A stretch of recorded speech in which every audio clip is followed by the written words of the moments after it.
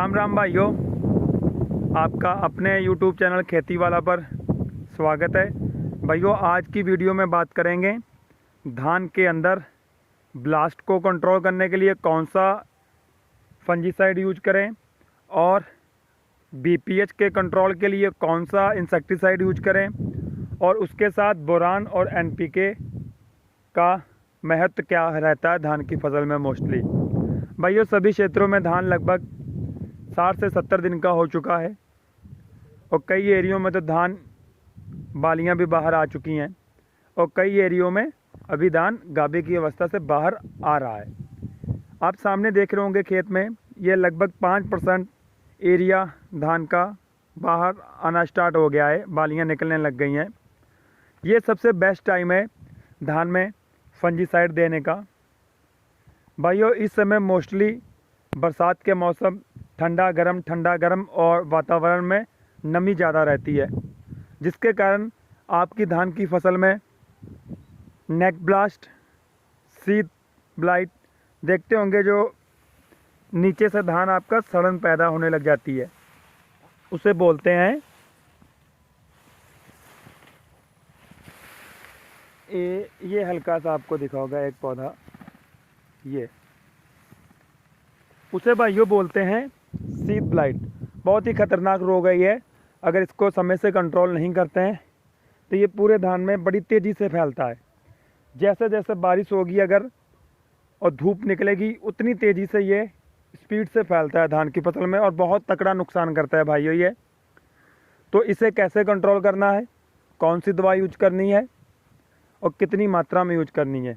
भाइयों, पहली बात तो ये ध्यान रखिए, किसी कंपनी के पीछे आपको नहीं भागना है, आपको टेक्निकल नेम पर काम करना है। अगर आपने समझ आ गई आपको कि धान में कौन से समय पर या किसी भी फसल में टेक्निकल नेम यानी उसमें फार्मूला कौन सा है, उसको यूज करना है।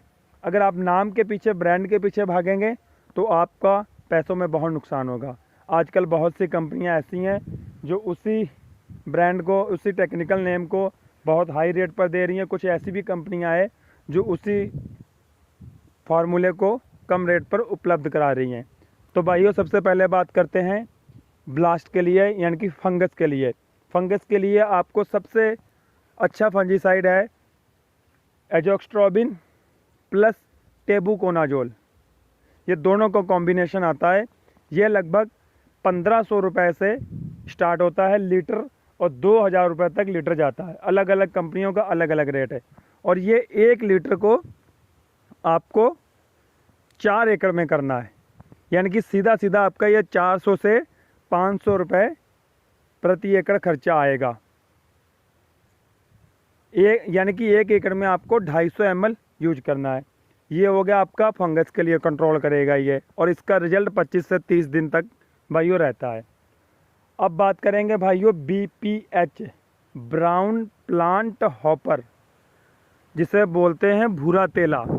ये धान में नीचे से स्टार्ट होता है, जड़ों में लगता है। ये अभी तो देख रहे होंगे, ये यहाँ से लगना स्टार्ट होता है, बहुत छोटा छोटा सा होता है भाइयों ये। तो ये जड़, यहाँ से जड़ में ये लगना स्टार्ट होता है। तो बाद में ये प्लांट जब ऊपर से देखेंगे आप तो ये बिल्कुल पीला और लाल पड़ने लग जाता है और धान के पौधों को ये कमज़ोर कर देता है। और ये सर्कल में जहाँ तहाँ पर देखते होंगे आप धान में, कई बार जहाँ तहाँ पर ये 2-4 बिस्वे, 1 बिस्वा ऐसे गोल गोल चक्कर में ये लग जाता है और धान की फसल को ये भी काफ़ी तगड़ा नुकसान पहुँचाता है, क्योंकि ये प्लांट को कमज़ोर करता है और प्लांट बाद में गिरने की अवस्था में आ जाता है, तो उसमें दाना भी अच्छा नहीं बनता है। भाइयों, इसके लिए पाइमेट्राजिन बहुत ही अच्छा टेक्निकल ये है। 50% वाला आपको 100 से 125 ग्राम पर एकड़ के हिसाब से यूज करना है। किसी भी अच्छी कंपनी का ले लीजिए भाइयों। इसके रेट बहुत डाउन हो गए हैं, बहुत ही डाउन हो गए। पहले कैसा आता था सिजेंटा का, वो 6500 रुपये पर किलो होता था, लेकिन आज की तारीख में वो 3000 से 4000 रुपये तक मिल रहा है। बहुत सी कंपनियां ऐसी भी हैं जिनका ये 2000 रुपये से लेकर 3000 रुपये तक पर केजी में मिल रहा है।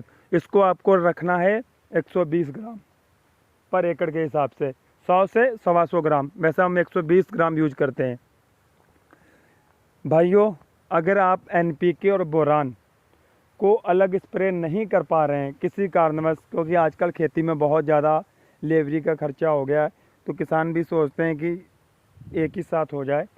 तो भाइयों, अगर आप बोरान और NPK का स्प्रे करना चाह रहे हैं तो बोरान की मात्रा आप लेंगे 100 ग्राम पर एकड़ के हिसाब से, और NPK 05234 लेना है भाइयों, 05234, यानी कि N0, यानी कि उसमें 0% नाइट्रोजन है, 52 फास्फोरस, उसमें 34% होगा, PK यानी कि पोटास उसमें आपका 34% होगा।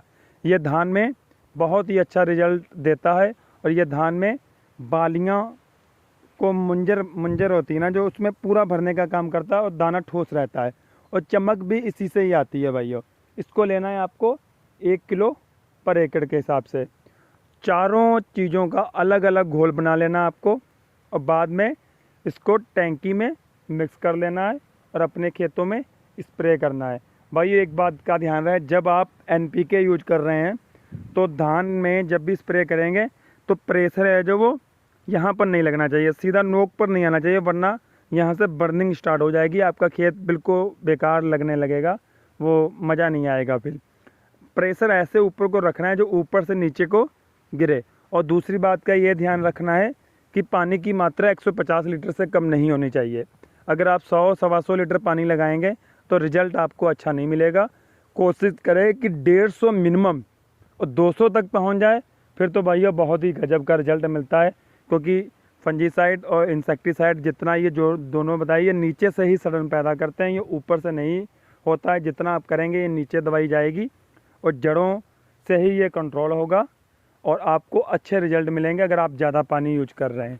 आजकल भाई करते हैं कि यहाँ 100 लीटर पानी लगा देते हैं, बाद में दुकानदारों से भी बोल देते हैं कि भाइयों दवाई का रिजल्ट अच्छा नहीं मिला है। भाइयों, अगर आपको मेरी वीडियो अच्छी लगी हो, कुछ जानकारी सही मिली हो, तो भाइयों वीडियो को लाइक और शेयर करना ना भूलें, थोड़ी सी मेहरबानी होगी। चैनल को भी सब्सक्राइब कर लें, जिससे हम अगली वीडियो में भी आपको जानकारी दे सकें कि कौन कौन से समय पर कौन सी धान में स्प्रे करना है, और कैसे पानी का भी प्रबंधन बहुत ही मोस्टली होता है, वो भी हम भाइयों अगली वीडियो में बात करेंगे। जय जवान जय किसान।